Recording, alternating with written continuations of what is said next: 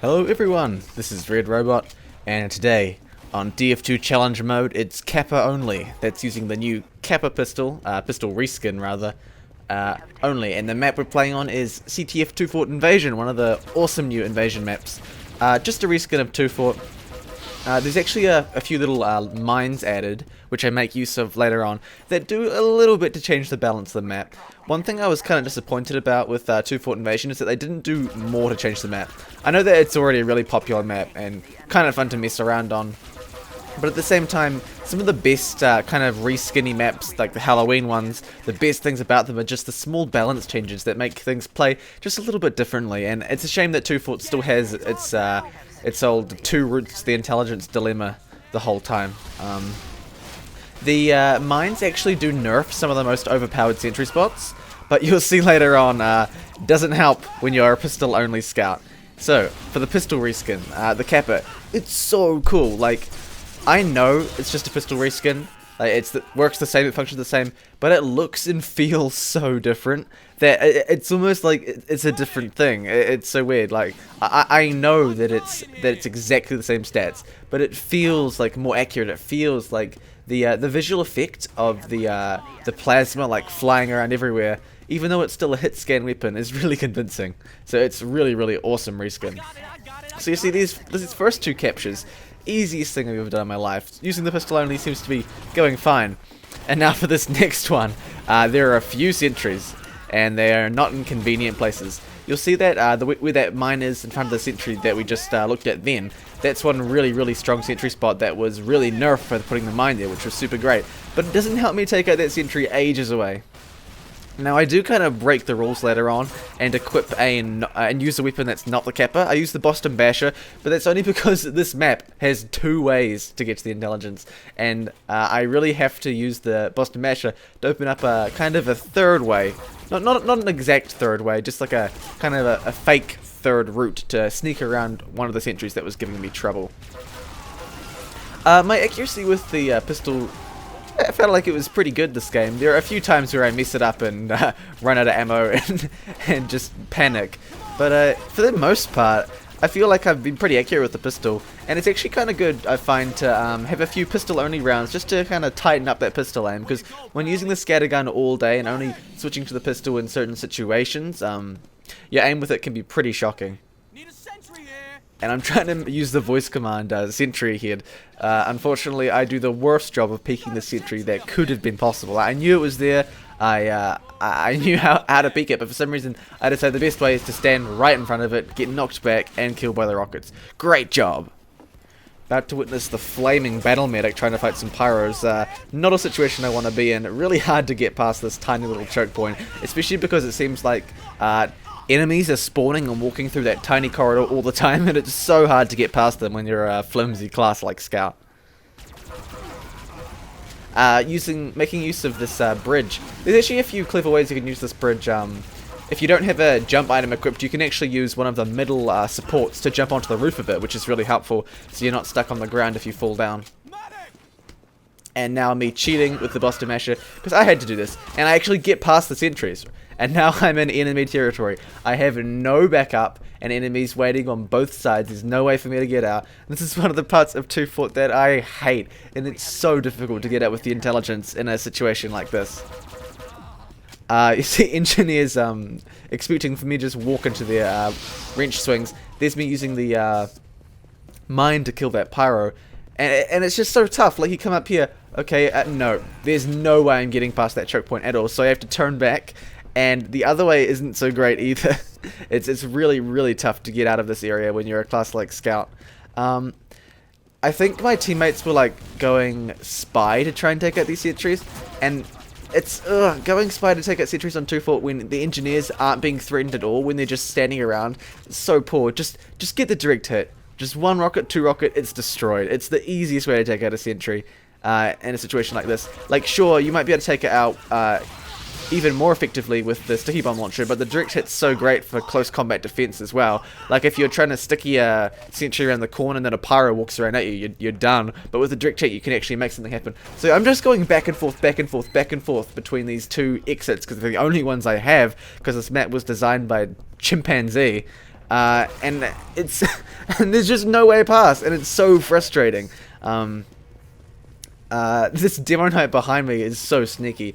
I decided I was going to try and ambush him and just sit up here and wait.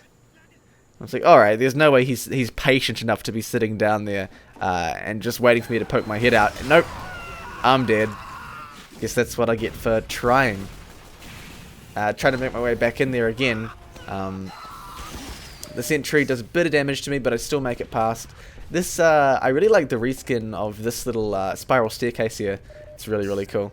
So now the intelligence is still dropped up here, and I can grab it, but then what do? Like, I still can't get past that sentry.